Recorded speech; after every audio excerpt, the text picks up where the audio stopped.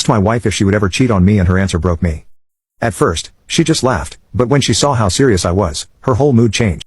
She went to sit down on the bed and told me there was something she's been hiding from me for years. I wondered why she was willing to tell me now if she's kept it hidden for a long time. She said the guilt was eating at her every single day, and with me asking her this, there was no way she could live with herself if she didn't come clean. That scared me a lot. Already, I could tell where this was going given the topic at hand. She had cheated on me, simple as that. Except when she started telling me the whole story, I knew there was no way I could have imagined Stella, the love of my life, my wife, to ever be capable of this. She's simply not human after this. Not even my new therapist has helped me wrap my head around this.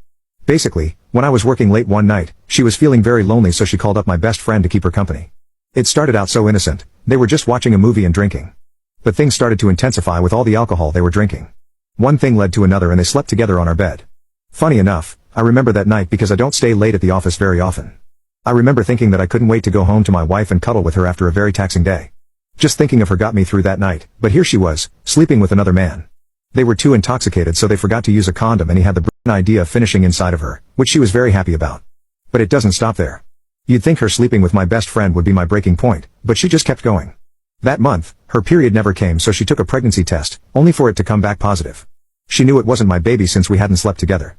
So, she called my best friend to figure out what to do. He told her he was not going to raise a baby because fatherhood never interested him, so she could either throw it in the baby garbage or try to fool me into thinking that was my baby. But I wasn't that stupid, so she went with the first choice. Secretly, she went to get an abortion and she never told anybody before. I could see why she finally told me. I don't know how I could ever keep that secret for a week, let alone years. But that wasn't going to make me forgive her. She had ruined our vacation and we had 4 more days left.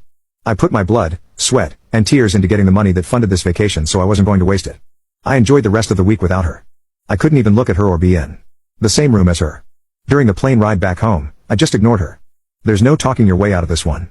I wasn't going to save this marriage because it was ruined the second she texted my friend to go to our house. I was quick to file for divorce because the woman I fell in love with didn't exist anymore.